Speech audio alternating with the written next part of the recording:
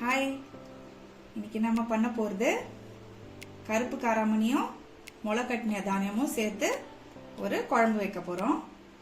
இந்த குழம்புக்கு தேவையான பொருட்கள் பார்த்தீங்கன்னா, கருப்பு காராமணி, முளைக்கட்டி ஊற வச்ச கருப்பு கொண்டக்கல்லையும் உளுந்து எடுத்திருக்கேன். இதில் பாசிப்பயிறு இல்லை உளுந்து எது வேணால் எடுத்துக்கலாம். நான் ரெண்டும் சேர்ந்தது எடுத்திருக்கேன்.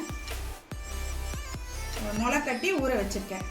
ரெண்டுமே ஒரு 3-4 ஹவர் ஊற வச்சுக்கணும்.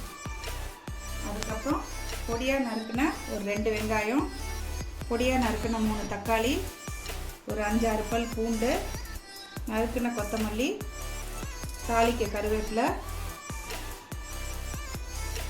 கடுகு, சீரகம், பெருங்காயம், அதுக்கப்புறம் பொடி குழம்பு பொடி, மிளகா பொடி, மஞ்சள் பொடி, தனியா பொடி, இதெல்லாம் இதுக்கு தேவையானது.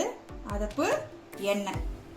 இந்த குழம்புல நம்ம பாதி தக்காளியும் வெங்காயமும் ஃபஸ்ட்டு அரைச்சி எடுத்துருவோம். ஏன்னா இதில் புளி இல்லை குழம்புல. இந்த கிரேவிக்கு நம்ம வெங்காயம் தக்காளி அரைச்சிக்கிறது தான் கிரேவி.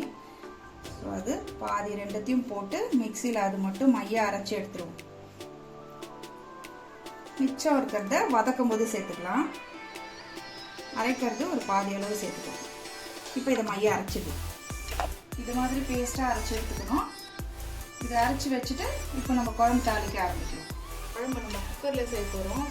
டைரெக்டாக அப்படியே காராமணியை குழம்பு கடுகு போட்டாச்சு. கடுகு வச்சது சீரகம், கருவேப்பிலை, அதுக்கப்புறம் பெருங்காயத்தூள். இதுக்கப்புறம் நம்ம எடுத்து வச்சிருக்கிற 5 பல்லு பூண்டை போடுறோம். நம்ம எடுத்து வச்சிருக்கிற வெங்காயத்தை போடுறோம்.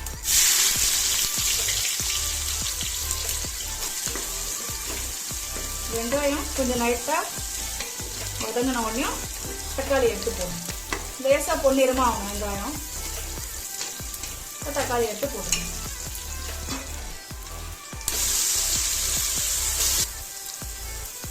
தக்காளி வெங்காயமும் நல்லா வதங்கிச்சு. இப்போ நம்ம அரைச்சி வச்சிருக்கிற விழுதையும் போடுறோம். ஏன்னா இது நம்ம வதக்காமல் அரைச்சிருக்கோம், பச்சை வாசனை போகணும். அதனால் இதையும் இந்த ஸ்டேஜிலே போட்டு கொஞ்சம் நல்லா 2-3 நிமிஷம் வதக்கிட்டு அடுப்பை கொஞ்சம் சிம்மில் மாற்றிக்கோங்க. அடி பிடிக்கும் உடனே. சிம்மில் வச்சுட்டு அந்த தக்காளியை நல்லா வதக்கி விட்டுட்டு அரைச்சி விழுதையும் வதக்கிட்டு அப்புறம் ஒரு பொடியாக போடணும். இப்போ இந்த குழம்புக்கு தேவையான மசாலா ஒன்று ஒன்றா சேர்த்துடலாம்.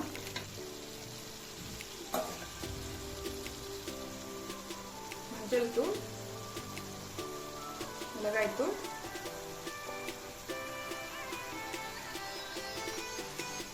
குழம்பு தூள் இல்லை சாம்பார் தூள், உங்கள் வீட்டில் எது இருக்கோ அது போட்டுக்கலாம்.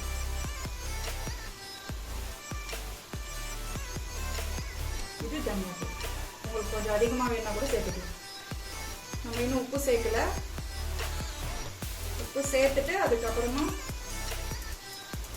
ஊற வச்சு வடிகட்டி எடுத்து வச்சிருக்கோம் காராமணியை தண்ணியிலேருந்து. அதை சேர்த்துட்டு குக்கர் மூடி போட்டு ஒரு 15 நிமிஷம் வச்சா வெந்து நல்லா வந்துடும். இப்போ நம்ம உப்பு சேர்க்குறோம். உப்பு சேர்த்து நல்லா வதக்கி விட்டுட்டு ஊற வச்சு வடிகட்டி எடுத்து வச்சுருக்கிற காராமணியை சேர்க்குறோம். முளைக்கட்டி ஊற வச்ச தானியங்களை சேர்க்குறோம்.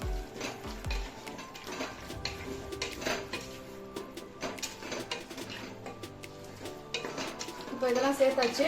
நல்லா கிளறிட்டு இது முழுகிற அளவு தண்ணி ஊற்றிட்டு உப்பு சரியா இருக்கான்னு பார்த்துருங்க.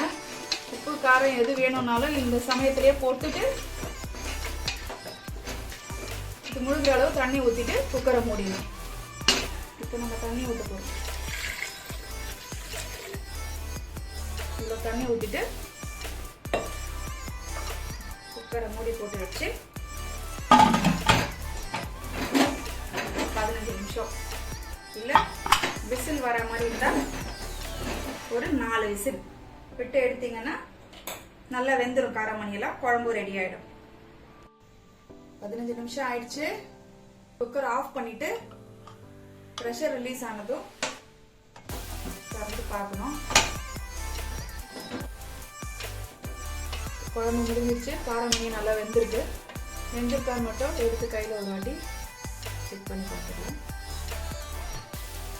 காராமணி நல்லா வெந்திருக்கு.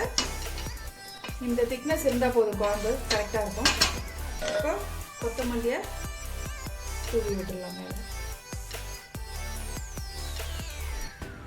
குழம்ப ஒரு பாத்திரத்தில் மாற்றி வச்சுட்டு சர்வ் பண்ண வேண்டியதுதான். இது சாதத்தில் போட்டு சாப்பிட்டா ரொம்ப நல்லா இருக்கும். தோசை இட்லிக்கும் தொட்டு சாப்பிடலாம், நல்லா இருக்கும்.